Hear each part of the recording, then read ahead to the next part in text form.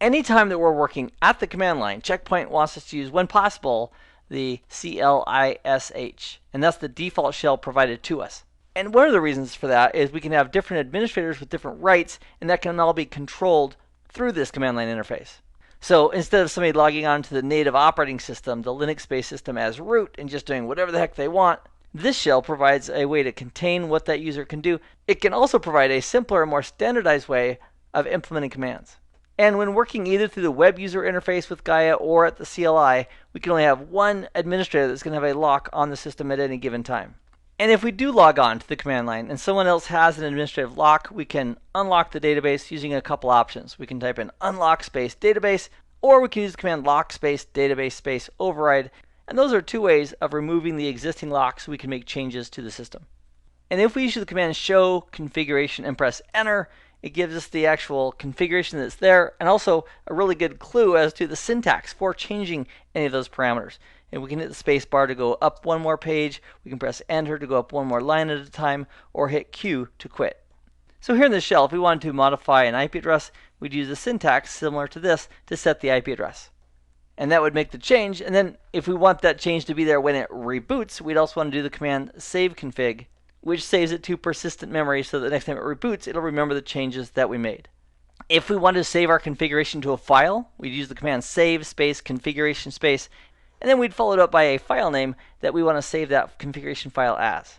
And if we're not sure whether or not we issue the save space config command, we could either just type it in and save the configuration, or we could do a show space config-state, and that'll show us whether or not our configuration has been saved or not.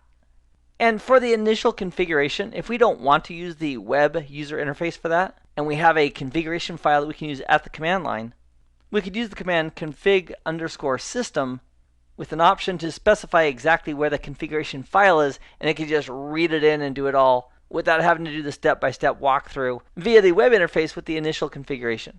Now, as cool as the command line interface shell is, there are times that we're going to need more of a Linux root type of access to the system.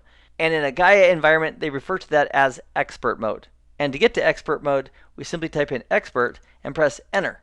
Now it's asking me for a password for expert mode, and I'll supply that. But one of the tricks is that we need to make sure we set a password for expert mode before we can use it. And here it's recommending that we use CLISH instead of expert mode, but it put us into expert mode because that's where we asked it to go. So if we type in exit for a moment, and if we want to set the password for expert mode, we use the command set space expert-password, press enter. It would prompt us for a password. We'd have to go ahead and confirm it, and then poof, we've got a password that allows us to go into expert mode. I'm going to do a Control-C to go ahead and interrupt that, because we don't need to change the password. I already have one set.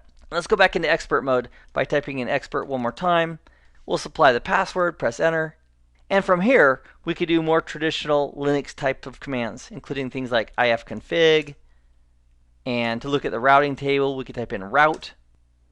And whether we're here in expert mode or in CLISH, there are some things we can do from either space. For example, cpview. We can launch that from either one. So this is launching the real-time statistics for this gateway. And to get out of cpview, we can hit Q for quit. And to get out of expert mode, we can type in exit. That'll take us back to the CLI shell. And then to terminate this shell, the CLI shell, we simply type in exit again to log out. In this nugget, we've taken a closer look at the command line interface and introduced a concept called expert mode that can give us access to low-level system functions and more of the native Linux commands in the event that we need to use them. I hope this has been informative for you, and I'd like to thank you for viewing.